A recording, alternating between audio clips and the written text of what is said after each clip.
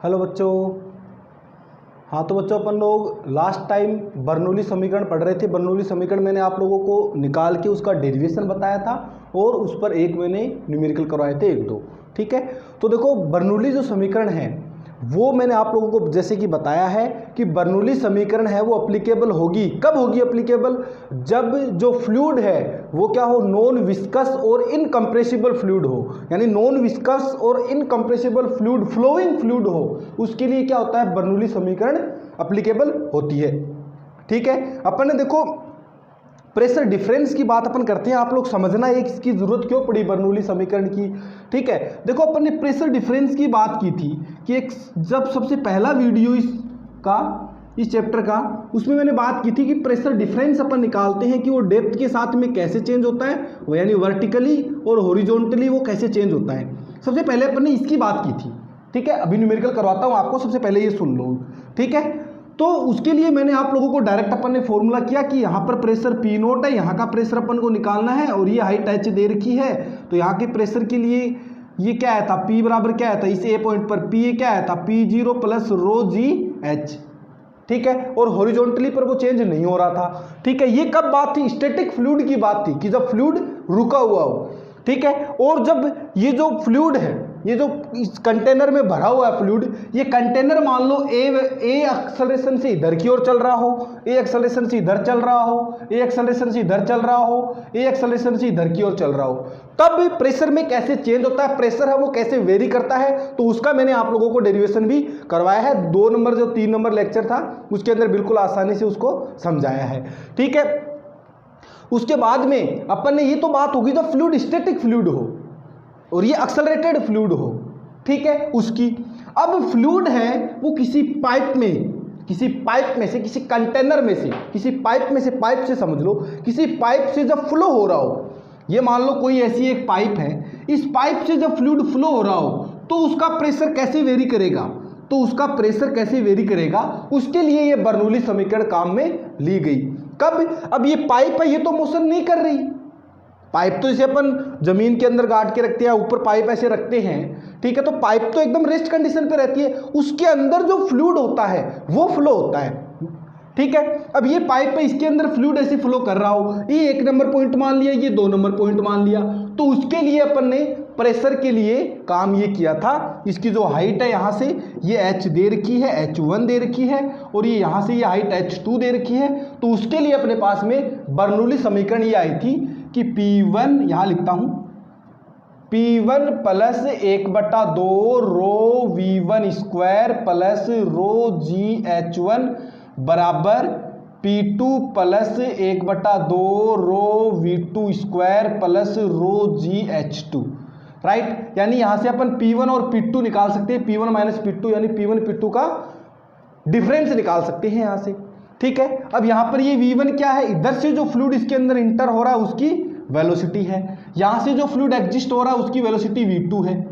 ठीक है, तो उसके लिए अपन ने बर्नौली समीकरण काम में लेते हैं। अब बर्नौली समीकरण है बच्चों वो डेली लाइफ के अंदर अपन बहुत ही अजब गजब से, बहुत ही शानदार से इसके एग्जाम्पल अपन लोग देख सकते हैं। जैसे आप लोगों ने जनरली ऐसा नोट किया होगा कि जब टिन नहीं होती, अरे टैन को नहीं होगी, टैन है ना, देखो टिन है वो ऊपर लगा के रखते हैं, अब चारों तरफ से वो बंद है, मतलब 3 साइड से वो बंद है, एक साइड से खुली हुई रहेगी, तो क्या होता है उनके उड़ने की जो रहेगी वो ज़्यादा रहेगी। क्यों? क्योंकि हवा तेज आंधी चलेगी तो उड़ने के चांस ज़्यादा रहेंगे उसके। लेकिन अगर दूसरी साइड में वो खुली हुई है, जैसे मान लो ऐसे है, ये टिन लगी हुई है, ठीक है, अब ये इधर से ऐसे ओपन है दोनों साइड से, जैसे ये रूम है, ठीक है, तो इसके इस साइड और इस साइड यानी 1-2 साइड कोई भी ओपन है। ठीक है, तो क्या होता है उसके उड़ने की संभावना बहुत ही कम होती है। आप लोग जनरली देखते हो कि खेतों के अंदर जै टाटी कौन बांधा की छान बांधा, आप खाली छान बांध के चारों में कुछ कौन लगा रखे हो, है ना, तो जोर की आंधी आओगी तो वह उड़ेगी को नहीं। क्यों कौन उड़े? क्योंकि क्या होगा जनरली वो जब हवा है वो जब उसके ऊपर से ऐसी जाएगी हवा, उतनी हवा उसके नीचे जाएगी तेज गति से। ठीक है, तो क्या होगा जो ऊपर की हवा और नीचे की हवा रहेगी उसका प्रेशर जो रहेगा वो इक्वल हो जाएगा, जिसके कारण से वो उड़ेगी नहीं। लेकिन अगर उसी को अपन 3 साइड से बंद कर दें तो वो उड़ जाएगी, थोड़ी सी भी आंधी चलेगी तो। क्यों? क्योंकि ऊपर का प्रेशर क्या, हवा तेज हुई, ऊपर के प्रेशर क्या हुआ, प्रेशर बढ़ गया। देखो अपने पास बर्नौली समीकरण ये होती है,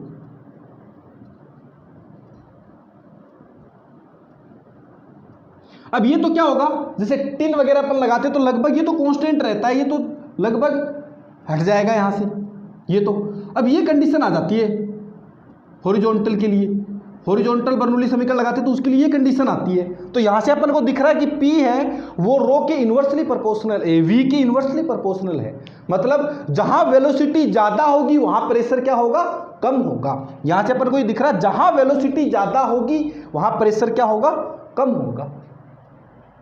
ठीक है, कैसे समझो कि जैसे मान लो अभी मैं एग्जांपल आप लोगों को बता रहा था, टिन वाला बता रहा था, छान वाला वो एग्जांपल आप लोगों को बता रहा था। ठीक है, तो उसके अंदर क्या होता है, जब तीन साइड से वो कवर रहती है तो ऊपर की साइड से जो हवा आती है वो एकदम तेज स्पीड से बहती है, तो वहां क्या होता है, स्पीड ज्यादा होने से वहां प्रेशर कम हो जाता है। और नीचे जो हवा आएगी वो आर पार जा नहीं सकती, तो वो एकदम कॉन्स्टेंट हो जाता है प्रेशर। तो नीचे का जो प्रेशर होगा वो एटमॉस्फेरिक प्रेशर रहेगा, और ऊपर एटमॉस्फेरिक प्रेशर से भी क्या हो गया, कम हो गया। क्यों?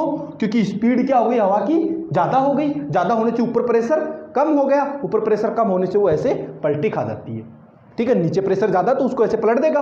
ठीक है, अब यही एक एग्जांपल आप लोग देख सकते हो कि आप लोग जब कभी भी रेलवे स्टेशन पे जाते हो तो आपको बोला जाता है कि आप लोग प्लेटफॉर्म पे जब ट्रेन आए तो एकदम प्लेटफॉर्म के कोने पे खड़े मत हो जब ट्रेन उधर से गुजर रही होती है। तो ऐसा क्यों बोला जाता है, आप लोग देखो ट्रेन जब आती है ऐसे स्पीड से, चपाक ऐसी स्पीड से आती है और अपन लोग वहां प्लेटफॉर्म पे खड़े रहते हैं, तो ट्रेन के साथ में जो आगे की उसकी जो हवा रहती है उसकी स्पीड एकदम से ज्यादा रहेगी, ऐसे चपाक ऐसे ज्यादा स्पीड रहेगी।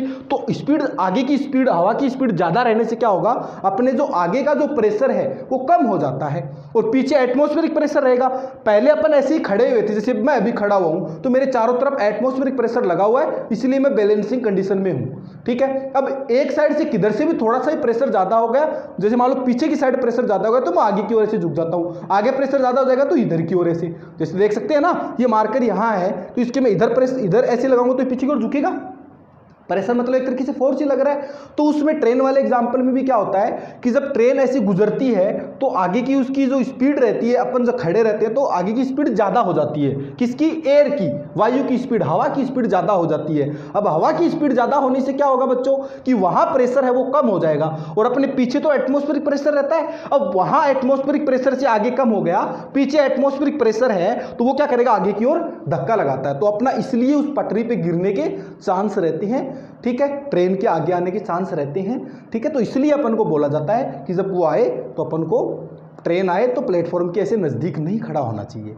ठीक है, ये एक और एग्जांपल आप लोग देखते हो डेली लाइफ के अंदर, ये भी आप लोगों ने ऐसा देखा होगा, एक्सपीरियंस किया होगा कि आप लोग जब ऐसे खड़े हुए हो, ठीक है, या फिर मान लो चल रहे हो, ठीक है, अचानक से तेज आंधी आने लगती है, आप इधर चल रहे हो ऐसे, ठीक है, और इधर से तेज आंधी आती है तो आपको चलने में ऐसे थोड़ा जोर आता है। क्यों? क्योंकि वो तेज हवा आएगी, वो क्या करेगी, इधर की ओर प्रेशर लगाएगी और आप इधर की ओर चल रहे हो। अब आप फोर्स उससे ज्यादा लगा रहे हो इसलिए आप आगे की ओर चल पा रहे हो। ठीक है, वरना कहीं कि पतले पतले जो होते हैं बच्चे, वो क्या होते हैं, हवा आती है ऐसे तेज इधर से और वो इधर की ओर जा रहे तो इधर से चल नहीं पाते, उधर उड़ जाते हैं, है ना। ठीक है, तो इसलिए आप लोग ध्यान रखना, जब तेज आंधी आए तो बाहर मत निकलना, छत पे जाके और पानी की टंकी को पकड़ के बैठ जाना वरना उड़ जाओगे। अंडरस्टैंड? तो ये है बच्चों अपने बेसिक से इसके एग्जाम्पल, और बर्नौली समीकरण के मैंने बताया कि बर्नौली समीकरण क्यों काम में ली गई। और आप लोग ये ध्यान में रखना कि प्रेशर होता है वो वेलोसिटी के क्या होता है, इन्वर्सली प्रोपोर्शनल होता है। ठीक है, जहां वेलोसिटी ज्यादा होगी वहां प्रेशर क्या होगा, कम होगा। ये चीज ध्यान रखना। ठीक है, अब आप लोगों को मैं एक बहुत ही उम्दा मतलब जानते हो उम्दा एक बहुत ही उम्दा सा सवाल करवाता हूं। ठीक है, जो आईआईटी में आया हुआ है। तो सवाल देखो, आप लोगों की स्क्रीन पे आप लोगों को दिख रहा है। इसका पूरा सॉल्यूशन मैं नहीं करने वाला, आप लोगों को एक आइडिया दूंगा, एक आइडिया जो बदल दे आपकी दुनिया। ठीक है, तो सवाल देखो ये है कि नियत घनत्व है 1000 kg/m³ दिया हुआ है, नियत घनत्व है 1000 kg/m³ का एक असंयान द्रव्य परिवर्ती परिच्छेद क्षेत्रफल की एक नली में धारा रेखीय रूप से प्रवाहित हो रहा है। क्या बोला गया कि एक कोई फ्लूइड है जो नॉन विस्कस फ्लूइड है, नॉन विस्कस लिक्विड है। ठीक है, जो एक वेरिएबल क्रॉस सेक्शनल एरिया की एक अपने पास ट्यूब दे रखी है जिससे स्ट्रीम लाइन फ्लो कर रहा है, और जिसका जो डेंसिटी है बच्चों वो आप लोगों को दे रखी है 1000 kg/m³। दोनों मीडियम वाले देख लो। ठीक है। फिर बोला है नली को ऊर्ध्व तल में झुकाकर रखा जाता है, यानी नली को क्या करता है, वर्टिकली अपन थोड़ा सा इसको इंक्लाइंड कर देते हैं, ठीक है। फिर बोला गया जैसा अपन को इस डायग्राम में दिखाया गया है। फिर बोला 2 मीटर तथा 5 मीटर ऊंचाइयों पर स्थित बिंदु, यानी एक बिंदु है जो आप लोगों को डायग्राम में दिख रहा है 2 मीटर पर है, और एक बिंदु है बच्चों 5 मीटर पर है, ठीक है। 2 बिंदु P और Q स्थित है, जहां पर उन दोनों बिंदुओं P और Q पर जो ये ट्यूब है इसका क्रॉस सेक्शनल एरिया दिया हुआ है 4 × 10⁻³ मीटर स्क्वायर, और जो दूसरा Q साइड है उसका जो एरिया है वो दिया हुआ है 8 × 10⁻³ मीटर स्क्वायर, राइट। अब बोला गया बिंदु P पर जो फ्लूइड फ्लो हो रहा है, जो द्रव का वेग है, जो द्रव की वेलोसिटी है, वो आपको दी हुई है कितनी, बोलो बच्चों 1 मीटर पर सेकंड दी हुई है, ठीक है। तो आपको क्या बताना है कि द्रव के P से Q तक प्रवाहित होने में दाब तथा गुरुत्व बलों द्वारा प्रति एकांक आयतन के लिए किया गया कार्य ज्ञात करो। क्या बोला गया है कि 2 पॉइंट P और Q दे रखे हैं, उनमें जो फ्लूइड फ्लो हो रहा है उसमें प्रेशर और ग्रेविटी या ग्रेविटेशनल फोर्स द्वारा जो यूनिट वॉल्यूम के अंदर, यूनिट वॉल्यूम के लिए कितना वर्क किया जा रहा है वो आप लोगों को कैलकुलेट करना है। और आपको बच्चों G की जो वैल्यू दी हुई है वो 9.8 मीटर पर सेकंड स्क्वायर दी हुई है, ठीक है। ये है सवाल, और ये आपको यहाँ पर एक ट्यूब बना के ऐसे ऐसे दे रखी है। मैं यहाँ पर एकदम ऐसे ऐसे बना देता हूँ एक बार के लिए। ये बिंदु Q है यहाँ पर, और ये बिंदु P है। एक बार मैंने ऐसी बनाई है, थोड़ा सा ध्यान रखना, ठीक है। ये इसकी हाइट h1 दे रखी है, और ये हाइट इसकी h2 दे रखी है, ठीक है। यहाँ की वेलोसिटी v1 दे रखी है 1 मीटर पर सेकंड, यहाँ का क्रॉस सेक्शनल एरिया a1 भी दिया हुआ है, यहाँ की हाइट ये दी हुई है h1, और यहाँ का क्रॉस सेक्शनल एरिया, वेलोसिटी और सारी चीज़ें आप लोगों को गिवन है। आप लोगों को बोला गया है कि आप लोगों को वर्क डन निकालना है। कौन सा वर्क डन, कि जो फ्लूइड प्रेशर के द्वारा एक यूनिट वॉल्यूम पर कितना प्रेशर लगाया जा रहा है, ठीक है, प्रेशर लगाया जा रहा है, उस प्रेशर के द्वारा कितना वर्क किया गया वो आप लोगों को कैलकुलेट करना है, ठीक है। फ्लूइड जो प्रेशर है उसके द्वारा एक यूनिट वॉल्यूम पर कितना वर्क किया गया वो आपको निकालना है। दूसरा आपको निकालना है कि जो ग्रेविटेशनल फोर्स जो इस पर लग रहे हैं, ठीक है, या ग्रेविटी के द्वारा इस पर कितना वर्क डन किया गया वो निकालना है, ठीक है। तो बहुत ही आसान सा है। आप लोगों ने अगर पीछे वाला वीडियो अगर देखा है तो आप लोग बिल्कुल आसानी से इसको कर सकते हो। आप लोग वीडियो को पॉज करो और खुद से ट्राई करो, क्योंकि मैंने आप लोगों को जब बर्नौली समीकरण पढ़ाई थी पिछले वीडियो के अंदर, तो मैंने बिल्कुल अलग अलग वर्क डन कैलकुलेट करके बताया है, और वो इसीलिए बताया था ताकि कोई ऐसा सवाल आए तो आप लोगों का सवाल फंसे नहीं। ये सवाल जो बच्चों JEE 1997 के अंदर आया हुआ है, 1997 के अंदर आया हुआ है, ठीक है, IIT के अंदर जब एग्जाम है वो रिटर्न एग्जाम होती थी तब ये सवाल, तब का ये सवाल आया हुआ है, ठीक है। तो आप लोगों ने, जिस बच्चे ने वो वीडियो नहीं देखा है, पहले वो वीडियो देखे तभी ये सवाल आप लोग कर पाओगे। बहुत ही आसान सवाल है, बहुत ही आसान, वरना मैं बताऊंगा तो बिल्कुल ऊपर से जाएगा। इसलिए आप लोगों को बर्नौली समीकरण वाला वीडियो देखना बहुत ही जरूरी है, ठीक है। बिल्कुल धीरे धीरे मैंने एकदम धीरे धीरे बताया है, क्योंकि मेरे को पता है धीरे धीरे रे मना, है ना। तो देखो कैसे कैलकुलेट करेंगे। सबसे पहले अपन बात करते हैं बच्चों, जो फ्लूइड प्रेशर है, जो फ्लूइड प्रेशर के द्वारा जो वर्क डन किया गया है उसकी बात करते हैं WF की। तो वो मैंने आप लोगों को कैलकुलेट करके बताया। अपने पास वो आया था ΔM/ρ P1 - P2, ये अपने पास में वो आया था वर्क डन। अगर आप लोगों को ध्यान में हो तो मैं यहाँ पर बिल्कुल भी आप लोगों को कैलकुलेट करके दोबारा नहीं बताऊंगा, निकाल के इसको नहीं बताऊंगा कैसे आया है, मैंने बता दिया। जिस बच्चे को ये नहीं पता चल रहा वो पहले पीछे वाला वीडियो देखे, ठीक है। ये आया था। अब अपन को पता है बच्चों कि डेंसिटी होती है, वो होती है मास अपॉन वॉल्यूम।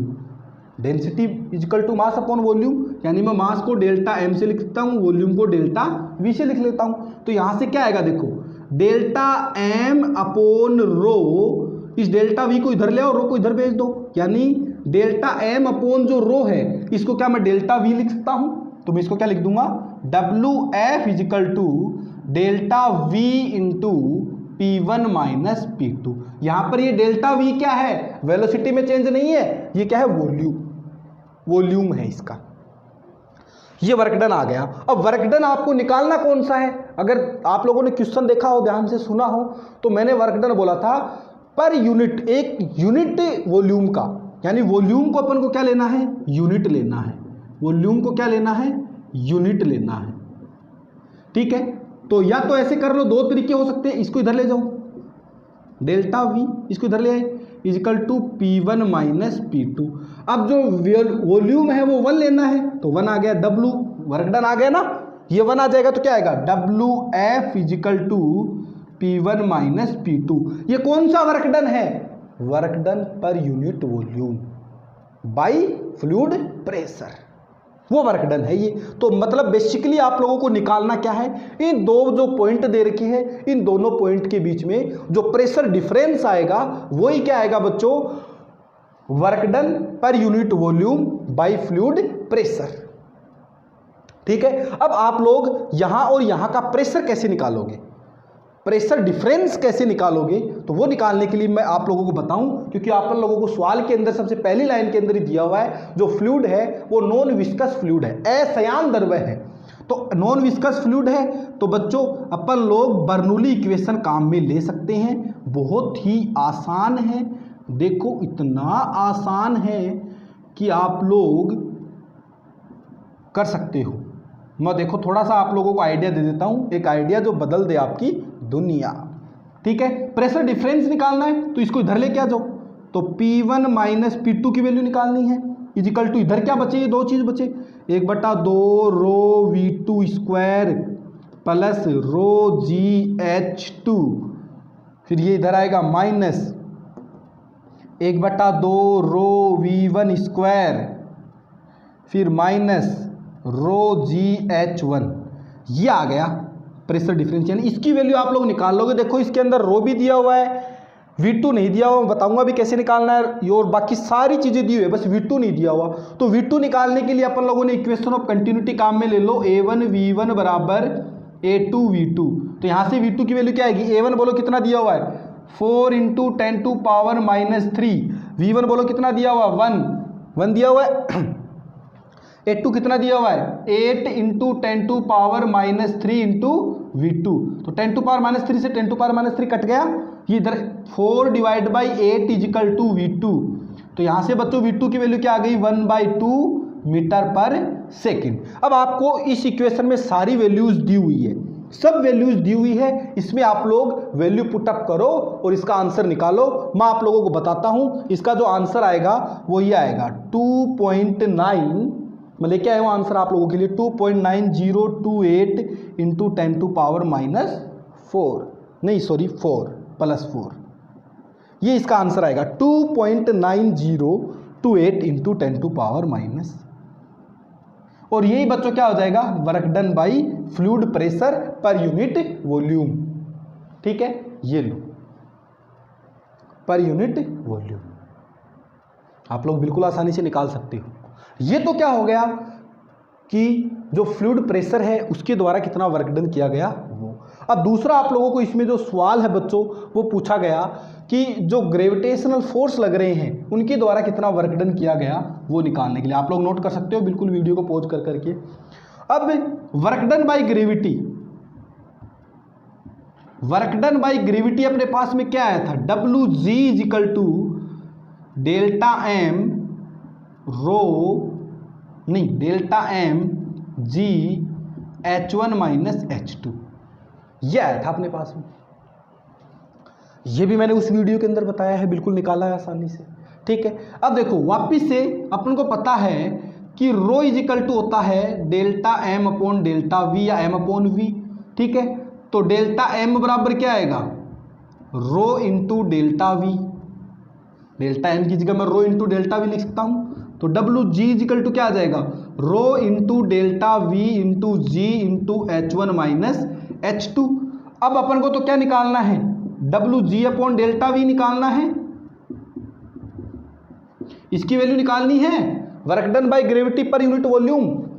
ये लो, अब इस रो की वैल्यू दी हुई है, ये रही, G की वैल्यू ये रही 9.8 लेनी है, H1 H2 दिया हुआ है, नेगेटिव वर्क डन आएगा क्योंकि ये वैल्यू कम है, ये माइनस, यहाँ से माइनस बचेगा। ठीक है, तो ये बिल्कुल आप लोग आसानी से कर सकते हो, बिल्कुल आईआईटी में आया हुआ सवाल है। आप लोगों को इसका आंसर भी मैं बता दूं तो देखो इसका आंसर आ रहा है समथिंग समथिंग, ऐसे समथिंग समथिंग आंसर आएगा, यानी इसका आंसर आएगा 2.94 इंटू 10⁴, ठीक है, जूल पर मीटर क्यूब आएगा। तो ये था बच्चों एकदम आसान सा सवाल, उम्मीद करता हूँ कि आप लोग बिल्कुल आसानी से कर लोगे। इसका जो आंसर है वो आप लोगों को कमेंट बॉक्स में बताना है कि इसका आंसर कितना आया, देखते हैं कितने बच्चे इसको कर पाते हैं, ठीक है, इसका आंसर कमेंट बॉक्स में बताना है आप लोगों को।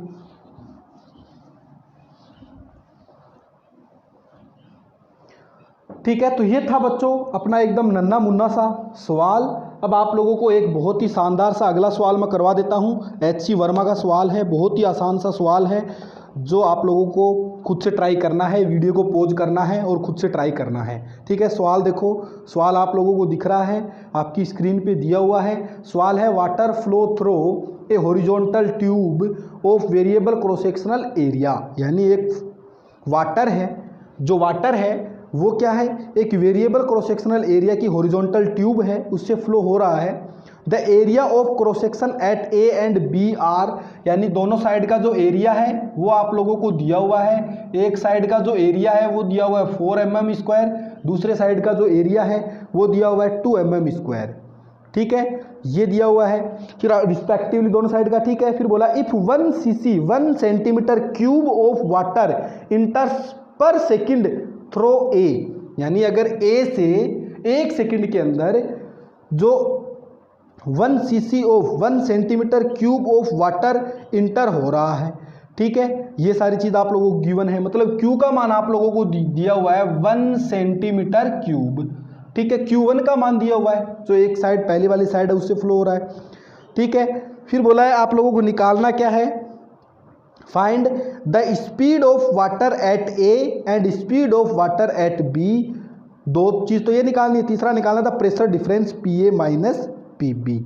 यानी सवाल में जो बच्चों आप लोगों को बस इतनी सी ही चीज़ दी हुई है, बाकी सारी चीज़ आप लोगों को खुद को कैलकुलेट करनी है, ठीक है। तो सबसे पहली चीज़ मतलब एक ट्यूब है ऐसी, एक ऐसी ट्यूब है, हॉरिजॉन्टल ट्यूब है, ये ऐसी एक ट्यूब आप लोगों को दी हुई है, ये ट्यूब आप लोगों को गिवन है एक, ये वाली, ठीक है। इसका यहाँ का एरिया दिया हुआ है, ये पॉइंट ए है, ये पॉइंट बी है, ठीक है। आपको ये जो यहाँ पर जो वेलोसिटी है v1 वो निकालनी है और ये वेलोसिटी v2 निकालनी है और यहाँ का जो प्रेशर डिफरेंस है वो निकालना है, ठीक है। आप लोगों को बोला गया कि इसमें जो फ्लूइड इंटर हो रहा है उसकी 1 सेकंड के अंदर इतना फ्लूइड इंटर हो रहा है इसके अंदर, यानी आप लोगों को Q का मान दिया हुआ है। Q के बारे में मैंने आप लोगों को बताया है क्या होता है।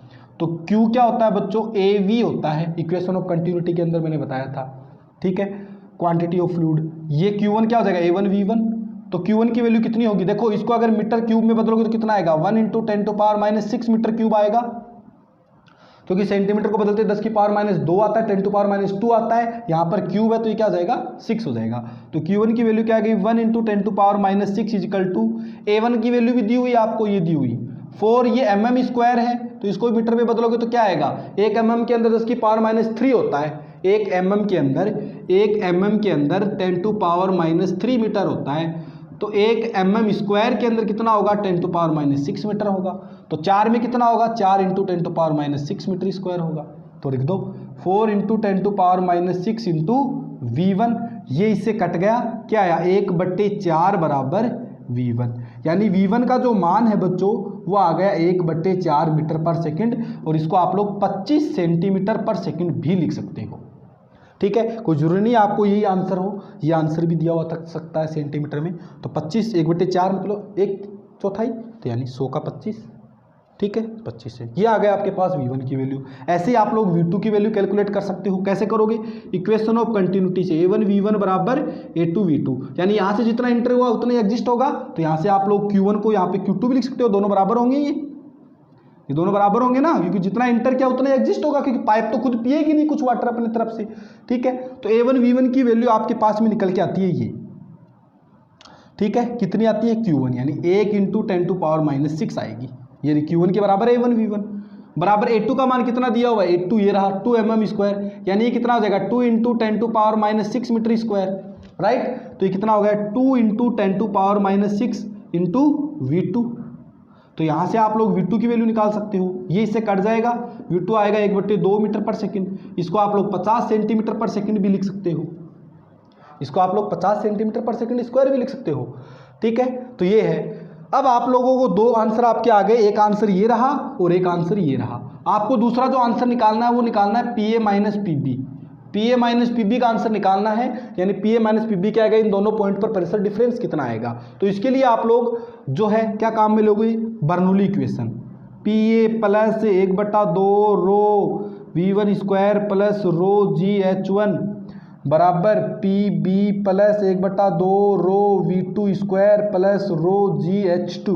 अब ये हॉरिजॉन्टली पाइप रखी हुई है, तो हॉरिजॉन्टल फ्लो के लिए क्या होता है बच्चों, H1 बराबर H2 होता है। H1 H2 की वैल्यू बराबर होती है, तो ये वैल्यू क्या होती है, कट जाती है। तो यहाँ से ये हट जाएगा, ये हट जाएगा यहाँ से, ये लो। तो यहाँ से आप लोग PA माइनस PB बिल्कुल आसानी से निकाल सकते हो। क्या आएगा 1/2 रो V2 स्क्वायर माइनस 1/2 रो V1 स्क्वायर। इसको इधर ले जाओ, इसको इधर ले आओ, ठीक है। अब आप बोलोगे कि सर रो की वैल्यू तो दी हुई नहीं, बच्चों वाटर दिया हुआ है, ठीक है। जब वाटर दिया हुआ होता है उसके लिए जो रो होता है वो आपको पता है 10⁻³ kg पर मीटर क्यूब होता है। याद रखने की बात है 1000 kg पर मीटर क्यूब या 10⁻³ मीटर पर, ठीक है। रो दिया हुआ है V1 V2 ये निकाला है अपन लोगों ने, तो ये आप लोग यहाँ रखो और इसका आंसर निकालो। इसका जो आंसर है बच्चों वो आएगा 93.75 न्यूटन पर मीटर स्क्वायर। ये आएगा PA माइनस PB का आंसर। ये लो, ये आंसर आएगा। आप लोग बिल्कुल आसानी से इसको सॉल्व कर सकते हो, ठीक है। उम्मीद करता हूं कि आप लोग बिल्कुल आसानी से करोगे इसको, आप लोगों की समझ में भी आया होगा। अब आप लोगों को एक खुद के लिए मैं होमवर्क के लिए एक सवाल आप लोगों को दे देता हूं। आप लोगों की स्क्रीन पे एक क्वेश्चन आप लोगों को दिख रहा है और ये क्वेश्चन आप लोगों को खुद से ट्राई करना है, और इसका जो आंसर है बच्चों वो मैं आपको बता देता हूं कि इसका जो आंसर है वो क्या आएगा। पहले तो क्वेश्चन सुन लो क्या दे रखा है आप लोगों की स्क्रीन पे, आपको क्वेश्चन दिया हुआ है। क्वेश्चन आप लोगों को दिया हुआ है कि water flow through a tube, एक फिगर के अंदर ट्यूब दे रखी है। The area of cross section at A and B are 1 centimetre square and 0.5 centimetre square respectively. The height difference between A and B is 5 centimetre, यानी A और B है उनका जो हाइट डिफरेंस है वो 5 सेंटीमीटर दे रखा है। The speed of water at A is 10 centimetre पर second. Find the speed at B and the pressure and the difference of pressure at A and B। और इसका जो आंसर है बच्चों आप लोगों को B पॉइंट पर जो प्रेशर पूछा है वो तो आएगा, इसका जो आंसर है B पॉइंट पर जो प्रेशर है वो तो आएगा 20 सेंटीमीटर पर सेकेंड। और बच्चों जो आप लोगों को प्रेशर डिफरेंस पूछा है PA माइनस PB या PB माइनस PA, जो भी है प्रेशर डिफरेंस, वो आप लोगों के आंसर आएगा 485 न्यूटन पर मीटर स्क्वायर।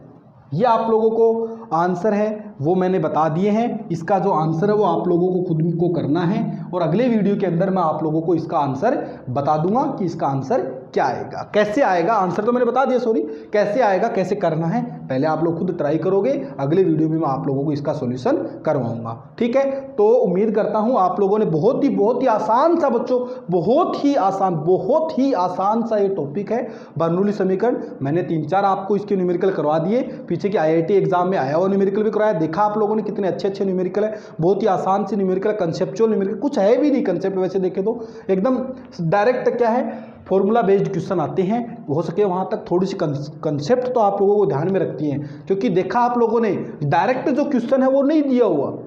जो अभी IIT का एक सवाल किया था आप लोगों ने, उसमें डायरेक्ट क्वेश्चन नहीं पूछा, उसमें क्या किया, थोड़ी सी कंसेप्ट घुसा दी, वर्क डन आप लोगों को पूछ लिया, जबकि है तो बर्नौली इक्वेशन का ही क्वेश्चन, ठीक है। तो थोड़ा सा आप लोगों को ये भी ध्यान में रखना होता है कि जो भी अपन डेरिवेशन करते हैं वो डेरिवेशन आते कैसे हैं, क्योंकि कभी कभी क्या होता है उनके जो डेरिवेशन अपन डिराइव करते हैं तो उनके बीच से एक फॉर्मूला उठा के उस फॉर्मूले से क्वेश्चन पुटअप कर देता है, पूछ लेता है अपन को।